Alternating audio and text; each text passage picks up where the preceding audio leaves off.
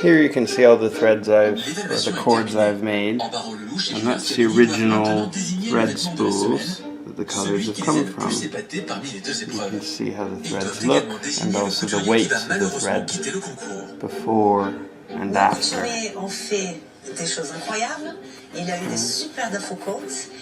Works very well.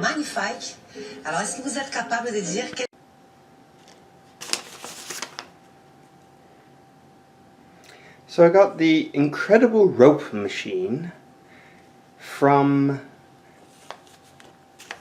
the internet, America's Yarn Store, and I was intrigued to know whether or not it could actually make cording that I could use with my Singer embroidery attachment. Because you need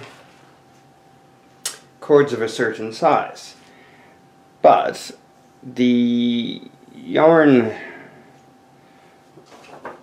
rope maker always seemed to indicate very thick yarn, so I was a bit intrigued.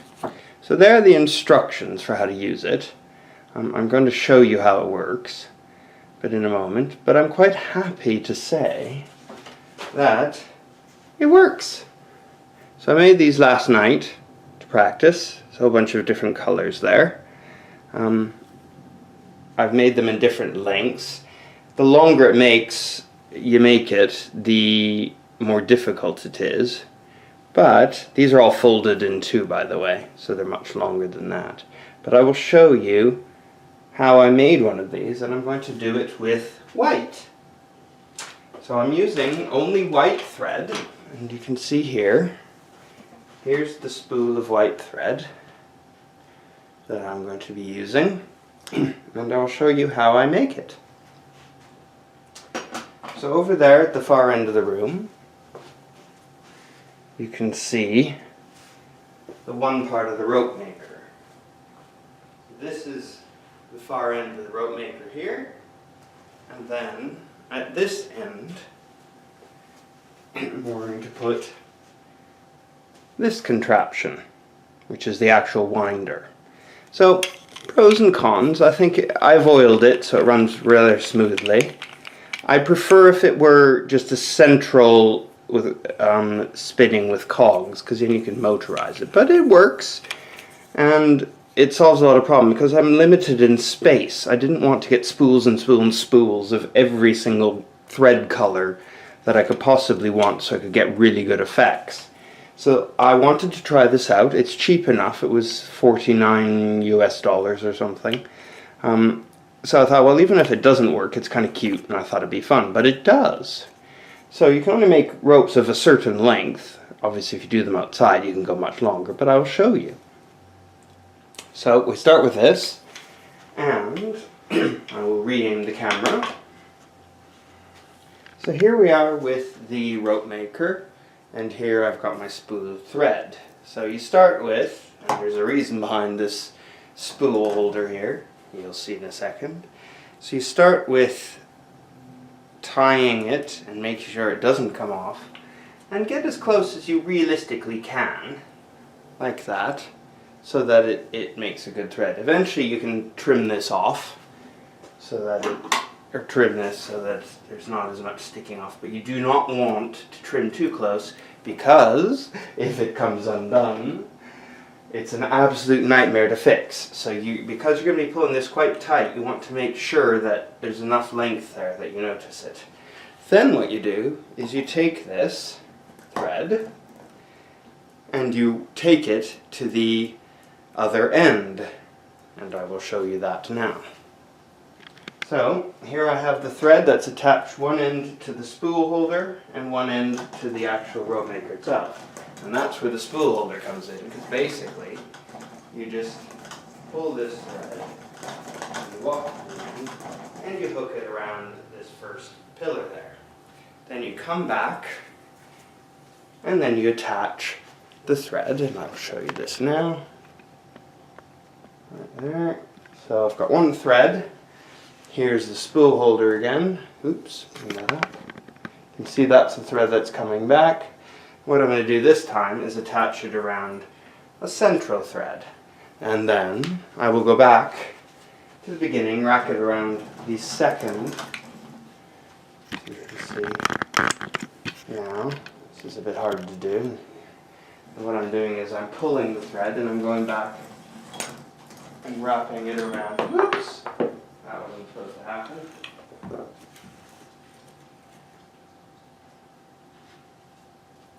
Fix that spool holder. Tighten it up. Would be better across the top, but it doesn't always work that way. And then you hook it around the next one here. So you've got that one, and then you go back all the way to the other end, and I will show you this part. Okay. So now you're taking the thread that's attached to the spool holder. I'm doing it correctly this time. And what you do is you bring it around the whole thing again.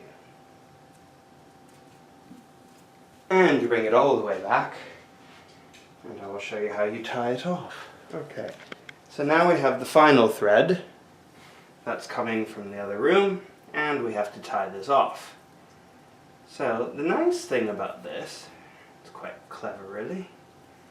Do this the right way. Okay. Pull it tight. Can't unwind. And we will snip it.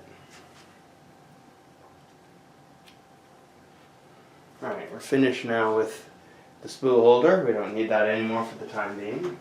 What we have is, and it's probably slightly odd to see, but I'll turn it that way.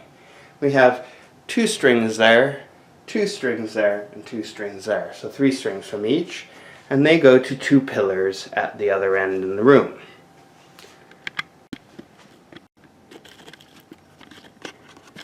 Well, if we follow, this will be a bit seasick for you, I'm afraid, sorry. Follow these strings all the way to the end of the room. You can just about see them, and then when you get here, you'll see I have got 2 strings there, 2 strings in the middle, and 2 strings there. And that's how you wrap it around. So it's rather easy one to understand. It doesn't take any thoughts. Now I found that with this very, very light thread that sometimes the threads wanted to poke up. So what I've done is I've just put these pins in here to help anchor them a bit. And that is because you're actually winding them surprisingly tight. And I don't have a table located right here, so I found that a heavy frying pan on this heavy chair is enough to make the whole thing work. So now what I'm going to do is show you what happens, how you wind this. Okay, so off we go. So you start winding. And I find it's quite easy if you sit sideways to this and then you wind. And what will happen is it's going to tighten each of those for quite a while. See, this takes a while. And this is where it would be nice if it were automated, but it's not terrible. It just takes a while. Now, as you tighten this, these become a single thread. So this is just normal white serger thread, which I'm turning into a cable, into a cord for my third thread. Well, it takes a bit, but it's not terrible. And you can tell when you're getting there, because what happens is, as it gets shorter, it sort of gets springy. And I'll show you until you get to a point where it starts gathering in on itself, and then comes the clever trick.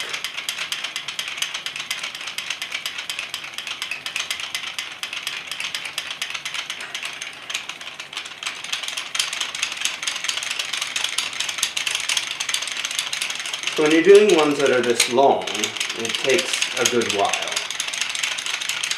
So I will spare you watching it, the whole thing.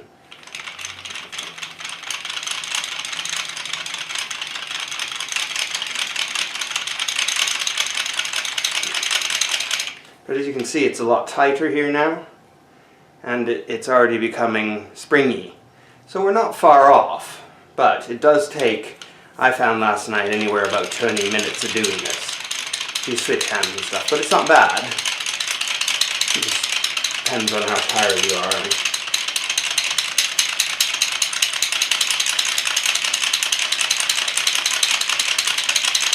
So this is a good project for kids to do. Alright, so I'm going to pause this until it's perfect. Okay, so we've reached the point where we need to be when the rope is taut enough that when you release it a bit, it starts curling in on itself. So what I will show you is what I mean. So you see how it's doubled over here, whereas when you pull it tight, so that's the point it needs to be, and all of the cables are like that. So what happens now is you start creating the rope from the other end, the cord from the other end. So I will move things over there and show you what's happening. So for your interest, the length of this is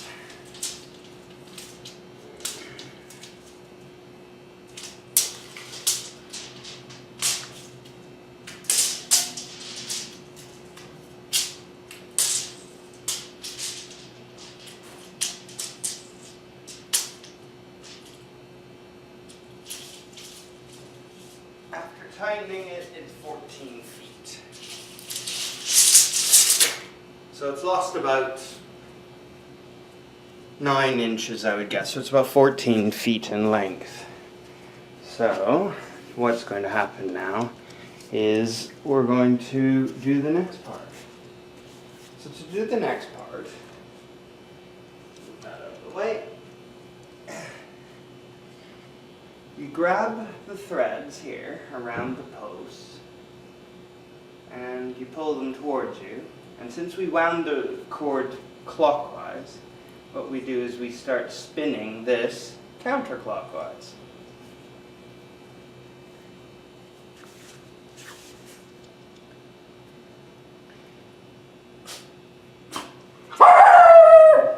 And what you'll see way off in the distance, which is entertaining shadow, is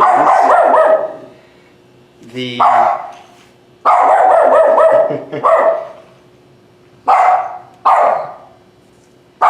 winder coming towards us.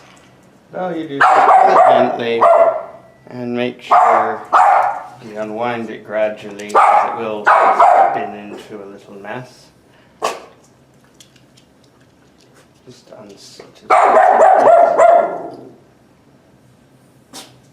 have to do this a bit, but as you continue winding it, bringing it towards you, it will just naturally spin and form a perfect chord.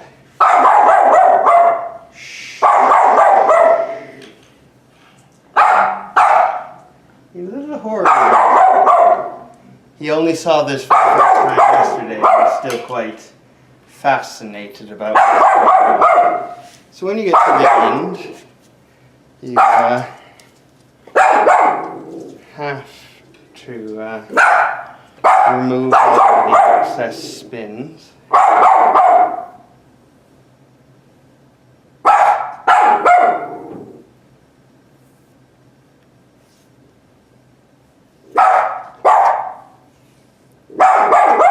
There I go, shh, quiet. There I go, shh.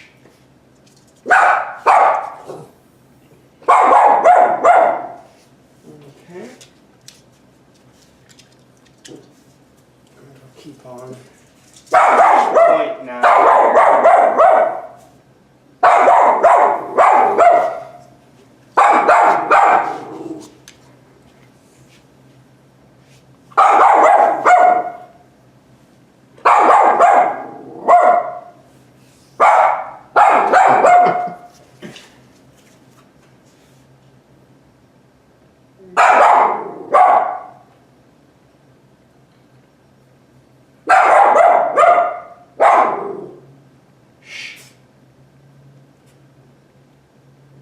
Unfortunately, I managed to slip that off the clip, so I've got a little imperfection in my cord there. However, I figured out how to fix that. Just keep this from over-tangling. All the last bits done. Fiddly, I know, but it works.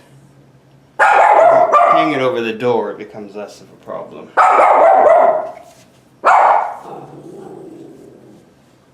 And then when you get to the end, you just pull these off.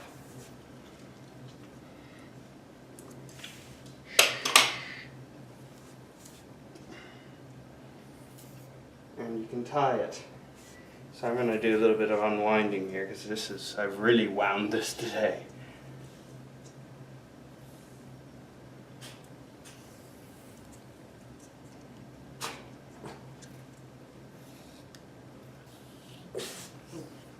Quiet. Once you get to this point, you can hold it like that and it will just spin itself out. And once it gets to a certain point, then what you want to do is tie the very end here so it doesn't unravel. So the end that was on there, on the handle. But you end up with, once it all unwinds, so I've lost a bit, and I mean a very little bit, in this final bit of joining these two together. So it's where I'm over 6 feet tall.